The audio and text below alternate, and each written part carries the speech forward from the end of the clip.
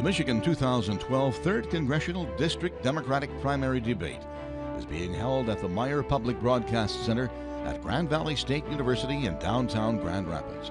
Here is your moderator, Patrick Center. Welcome to Decision 2012. This congressional primary debate is being recorded July 17th from the studios of WGVU, your public television station. The candidates for today's debate are Trevor Thomas and Steve Pestka. The candidates drew straws for the order of their opening and closing statements. And candidate Thomas, you will go first. Thank you, Patrick, and thank you to Grand Valley for hosting us. My name is Trevor Thomas, and on the campaign trail, when someone says, "Why are you running for office?" I tell them it's because I never forgot where I came from. My parents spent 34 years on a General Motors line in Wyoming, Michigan, at the GM diesel plant, so that I would have an opportunity to go to college. I was the first in my family to go.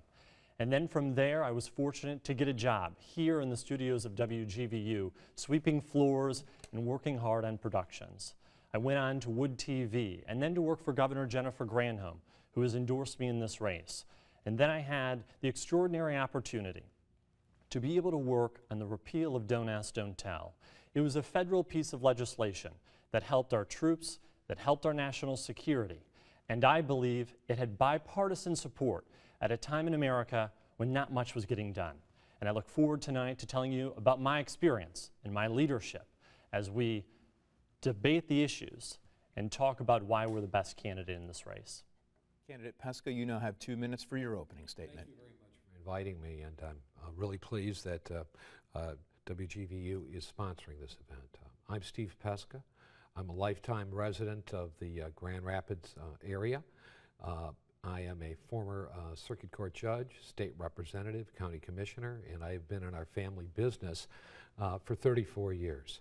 I think that I present a good skill set to serve in this position. My experience in the legislature taught me about making laws. My experience as a judge taught me about how those laws were implemented, and my experience in business really spoke to me about the impact of what we do in government. So I think I have the right combination of business and public service background. I'm running because I'm very dissatisfied with what's going on in Washington, D.C. The dysfunction, the polarization, the political partisanship that's going on. I think that I have a record in this community as someone who knows how to bring people together and actually work for the solutions that our country needs at this crucial time.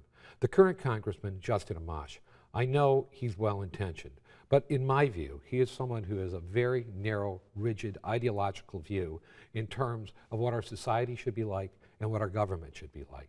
In fact, just Sunday, the Weekly Standard, a conservative journal of opinion, described Congressman Amash as a party of one.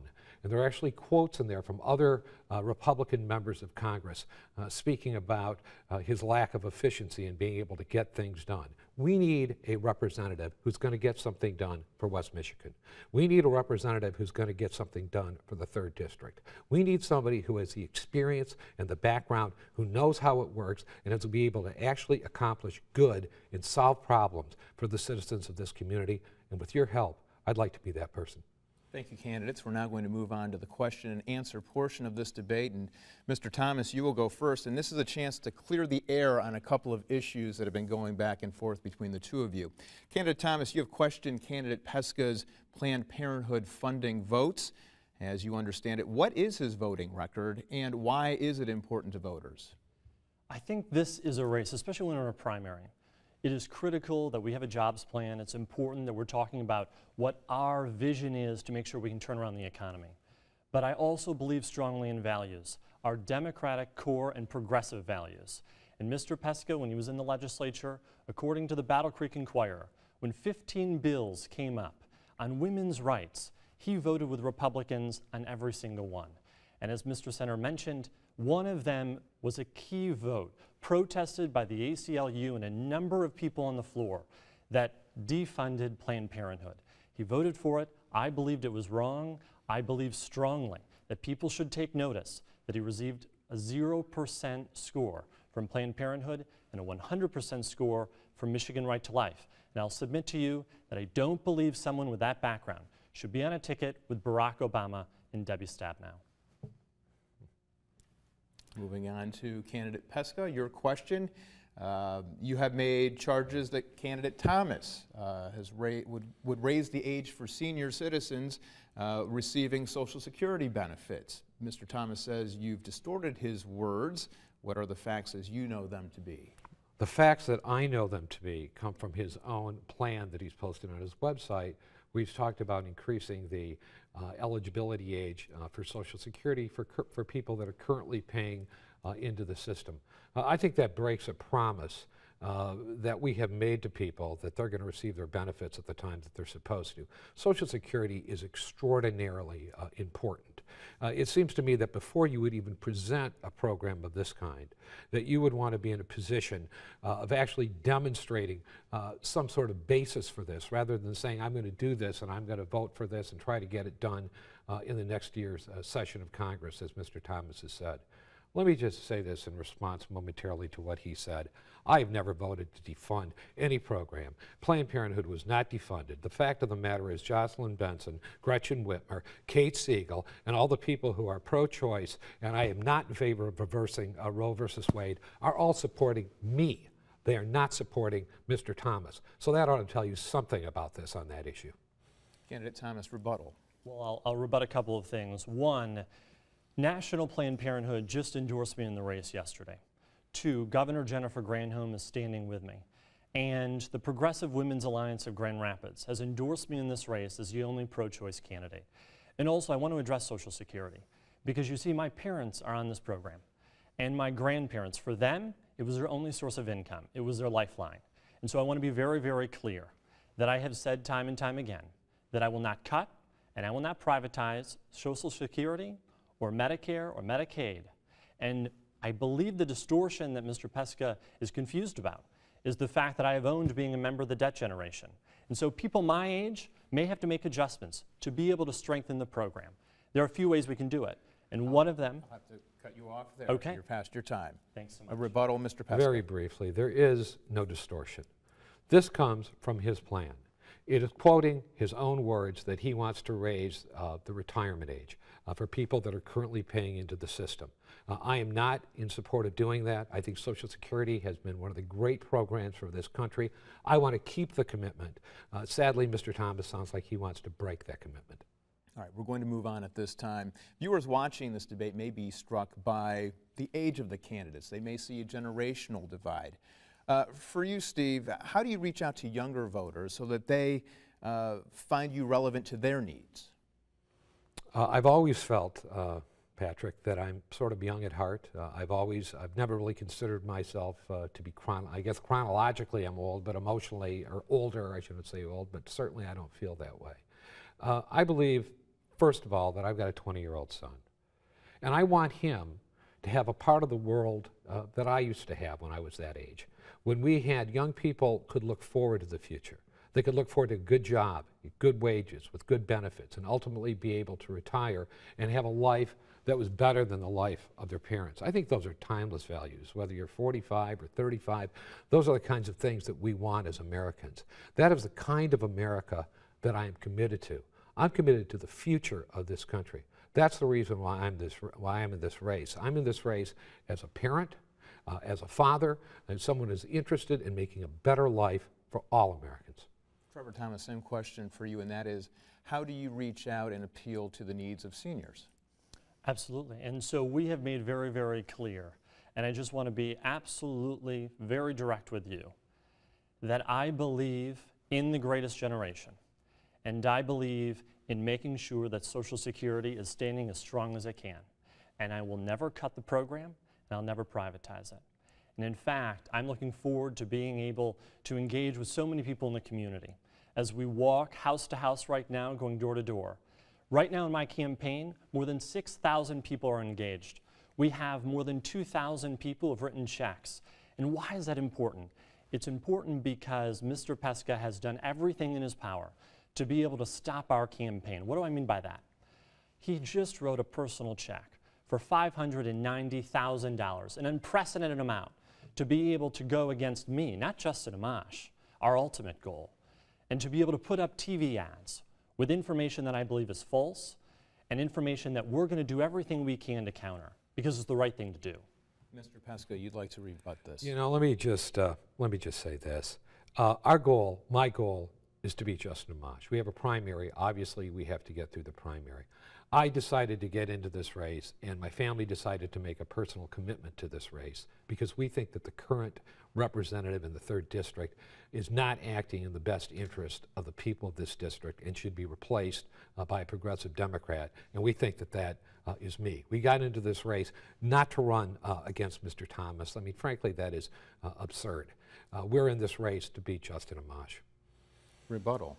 Well, I think what's absurd, to be very, very clear, is spending an $83,000 ad buy to attack me and not Justin Amash. This is a guy who railed against our families, the auto industry. He didn't believe in saving it. He didn't believe in the payroll tax cut. That's $40 a family. He didn't believe in unemployment benefits extension. Those are the things I'm fighting for. We're going to make sure we're holding Amash accountable. We're going to make sure that we can win this campaign fair and square and not spending obscene amount of money on television. All right. If you'd like to rebut this race, rebuttal. Fair and square, Mr. Thomas, I would say that you start by not taking quotes out of context and turning them on their head. I've been the former chairman of the Democratic Party here. I served 15 years on the executive committee of the Democratic Party. I think I've helped virtually every Democratic candidate who has run for office in this area over many, many years. And when you put out a leaflet like you did yesterday, where you take a quote, and I suggest to readers go to the June 22nd, 2012 Grand Rapids Press, completely out of context, you should not be talking about anything that's misleading, sir. All right, we're going to move on now to Mr. Thomas. And the question is, the Supreme Court ruled on the Affordable Care Act and making the mandate legal as a tax. Are you in favor of levying such a tax? And if so, is this the best solution to solving the issues of rising health care costs in America? Thank you. I stand strongly behind the Affordable Care Act. The Supreme Court of the United States has said it stands on its merits. And so, if you think about it, there are about 250 Americans who have health insurance. Nothing's going to change. There are 30 million Americans, though, that have no health insurance at all. And so they now can participate in a system that is an open market run by each and every state. But your reference to a tax, I think it's really important to know what we're talking about here. We're talking about those free riders, those who don't want to sign up for insurance and then end up raising the premiums on all of us. They call it a penalty, I call it a penalty, and I'll just note that for those 26 and under in our district, they just put out some new numbers. 4,000 people right now have health insurance in our homeland because of the Affordable Care Act. I think that's a good thing for West Michigan. It's something I'm going to continue to fight for. There are always new ideas on the table, but we need to get something done and not relive past battles. Same question for you, candidate Pestka, and that is the Affordable Care Mandate being legal as a tax, as the U.S. Supreme Court sees it. Is this the best solution for solving the rising cost of health care in this country? I don't think the name that you call it is what's important. What is important is that it passed the Congress and it has been ratified as constitutional by the Supreme Court. This is a tremendous advancement for our country. I think that President Obama will be remembered for generations for what he's done. I understand that there was a lot of dissension about this when the bill was passed, but my view is that when the public sees what the benefits of this are, that attitude will change rather quickly. This is an absolutely historic event. We could not have a situation where tens of millions of Americans had to rely on emergency rooms as their primary place of medical coverage. Not only was that creating a set of circumstances where people were far more sick when they went in for treatment, but far more expensive. Obviously, no solution or bill is perfect. As time goes on, we'll find out if there's things that need to be reformed or made better, but I do support this legislation. And we'll stick with you, candidate Pestka. You're up for the next question, and that is, one solution to solving the country's debt crisis is by cutting entitlement programs. How would you adjust Medicare, Medicaid, and Social Security to help balance the country's budget? Well, I'm not in favor of cutting those programs at this time. In fact, I'm not in favor of cutting them at all. What I think that we really need to do is to put America back to work. If we had the kind of economy where people were working. We didn't have an unemployment rate of 8.2%. We need to invest in infrastructure, in manufacturing. We have to engage in those tax processes that assist companies that are interested in hiring Americans.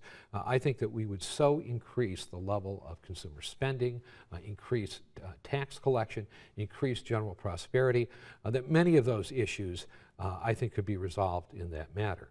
Ultimately, the budget deficit is in fact a very significant problem. As you may recall, last summer, I think that the President and the Speaker came pretty close to working out some sort of grand bargain in order to deal with this issue, a combination of revenue and cuts. I think ultimately something along those lines may in fact occur. Mr. Thomas, the same question to you, and that is the nation's budget deficit and the idea that perhaps cutting some entitlements, Medicare, Medicaid, Social Security, may be in line to help balance the budget. Is this something that you would also pursue? Are there ways to cut those entitlements, or are you like Mr. Pestka here and saying, let's not do that, let's find other ways to help balance the budget? Right. You might remember when the Paul Ryan budget had come out, I immediately put out a statement because it basically gut Medicare and Medicaid. I believed that was wrong and I spoke out immediately. You might also remember that Justin Amash didn't believe his budget cut enough, fast enough. I thought that was an extreme position. And so I will continue to fight for Medicare, Medicaid, and Social Security. But let me give you another example of what we can do to be able to help our spending and our debt. There are loopholes, tax loopholes that corporations use throughout the country.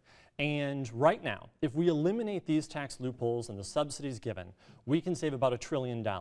I think that's a start. And you don't hear my opponent talking about the loopholes. Why? I'll submit to you tonight that he holds right now $250,000 worth of investments in Exxon. They are one of the biggest oil companies, reaping record profits that are receiving these incentives through loopholes. I will immediately call for Exxon to not receive these incentives, and will make sure they play by the rules. Mr. Pestka, I know that you want to rebut. That comment is preposterous and it's insulting. I'm very offended by that, Mr. Thomas. The fact of the matter is these investments that he refers to were set up by my father, who's now in his 90s. Mr. Thomas, I have voted consistently against oil drilling, against tax benefits for oil companies. Nobody has ever assailed my integrity before today. You owe me an apology. You have absolutely no reason to make any kind of statement that my views on public policy are in any way affected by investments that my father may have made years ago. You really need to apologize now. We will move on to the next. I can rebut. You would like to rebut this? Yeah, sure. I think values are really important. I think integrity is very important. Yesterday we had the first debate, and Mr. Pestka believed that his personal investments should not be up for public scrutiny. And I hear it. Oh. But I also believe strongly that the U.S. House Ethics Committee requires all federal candidates to say exactly where they're investing to prevent any kind of misunderstanding, to make sure that we're open and that we're transparent. These are public records. They're public investments, and I don't think they match core democratic values at all. You know, and time is up there, and I'm sorry. I have to respond each to candidate. That. My integrity has been assailed here. It's one thing to say, sir, that your investment should be made public. That's fine. But it's a completely other thing to say that your votes are being influenced. That's wrong to say. You have no evidence of that. And we're out of rebuttals at this point, Mr. Thomas. You have now both of you have used up your rebuttals, so go ahead and sure. Answer. I think it's really important because right now on his website, Mr. Pestka says he was ranked consistently at 100% by the League of Conservation Voters. We produced last night a League of Conservation questionnaire and scorecard that showed him ranked at 55%, which is a failing grade at Kennelly Hills Public Schools where I went. And so let me be very, very, very, very clear. I will be fighting for the environment. You don't have to worry about where my investments are or where my heart is. I will make sure that we're looking out for our Great Lakes, and we're making sure that, like on the Kalamazoo River, we don't have another oil spill where an 80-inch long gap was in a pipe and no regulation. And a reminder to both of you, No more rebuttals. So we will move on. Now the question goes to Mr. Thomas, and that is, there's much debate over whether to extend the Bush-era tax cuts. Would you let them expire, and why would you or would you not let that happen? Thank you. I would not let them expire, and I'll fight very, very hard for all of those tax cuts at $250,000 and lower. So if you're a family, let's say you're at Leon Plastics, you make $65,000 a year, maybe it's $40,000 a year, we're going to make sure that those tax cuts still apply to you. But if you make more than $250,000 a year, we're going to go back to the tax rates under the Clinton administration, where jobs were able to be created, the economy was growing, and we were very, very strong economically. I stand with the president on this, and I believe it's going to be a divisive issue in this election season. So people need to hold the line.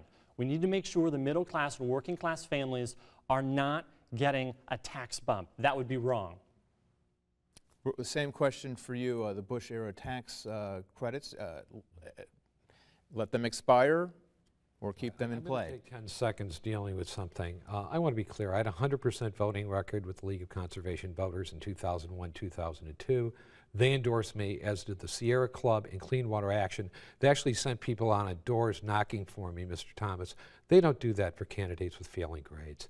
98% of the people who are receiving tax cuts, I think both sides agree, should continue, those under $250,000. It seems to me that that ought to be done first without there being any hesitation. The American people should not be held in limbo to decide whether or not tax cuts for people that make over $250,000 should be extended. I believe that that issue, and I'm certainly open to that, is part of a grand debate where we need to increase expenditures, cut spending, and finally move towards getting our budget balanced. This will be the last question to both of you before we move on to closing statements. And this goes to you, candidate Pestka. Michigan, your education policies, what would you like to see that would assure Michigan grows, attracts, and retains talent in this state? I think that education is the key for this state. I am a proud product of public education in this state, attended the University of Michigan. My son is in public schools presently. We had historically a very strong manufacturing base in this state, which I would like to see reinvigorated. But in order to do that, the jobs of today are so much different. We need to make the investment in education, not just four-year education, but when I was at the legislature, I was the co-chair of the subcommittee on community colleges appropriations, so community colleges, training of all kind. We need to have a more skilled workforce if this state is going to survive and have the kind of economic strength that it had in the past. I think we have a great state with great people. I think we can do that, and I think we can really return to the great years that we had in the past in Michigan. But we need to make that investment in education, and to the extent the federal government is involved, I really want to help in that process, unlike Congressman Amash. Mr. Thomas, same question to you. Education. What policies would you like to see in play that would attract and retain talent here in this state? You know, I went to Kennewick Hills Public Schools, and right now they have a middle college program that's being implemented. And so there are a lot of people that don't want to go to a four-year university, or they can't afford it.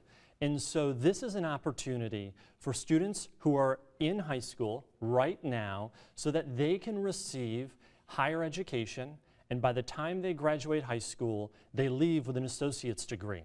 They're partnering up with local colleges in the area to make it happen. I think that's a dramatic first step.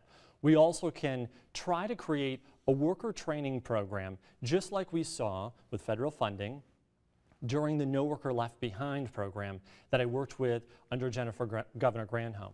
And so a worker training program is really important. Why? Because we know there are plenty of jobs right now in this area. The problem is that people don't have the skills to fill them. And companies can request waivers, and I just think that if we had people get their skills, Patrick, we'd be able to be in a much better and stronger position. We now move to our closing statements. Mr. Pestka. First of all, thank you very much for inviting me to this debate. As always, I've enjoyed it. I think it's important that the public have an opportunity to assess the candidates and make an intelligent decision before Election Day. I think I bring to the table a lot of experience, results for the community. Let me just say this. My parents came to the United States. So my mother first in 1923 when she was 7 years old. My father in 1946 after the Holocaust. He was the only member of his family who survived. They worked hard, played by the rules, and honestly and totally with integrity built up a major business that my family has been able to enjoy as well. I look towards the future with my son. He's 20 years old. He's a senior at the University of Michigan. I want to have a country where he understands and his generation understands that they have the opportunity to have a life where they're going to have a good job, good wages, good benefits. America is a great country. We have a chance to get back to that way of thinking. Our best days are still ahead of us. Closing statement, Mr. Thomas. Well, it's a big district. Some of you may not know that we now have Battle Creek in the district. And I was fortunate to talk to folks on active duty at the Air National Guard base there. And one of the gentlemen, under 21 and just back from Afghanistan, said he received shelling almost every single day while there. And when I said, how is it to get your benefits? Are you having an easy time? He said, well, no, it's sort of a mess. Because in Michigan, we're ranked 53rd for vets getting our benefits. And nobody's fighting for them. Justin Amash isn't standing up for our Grand Rapids Vets Home.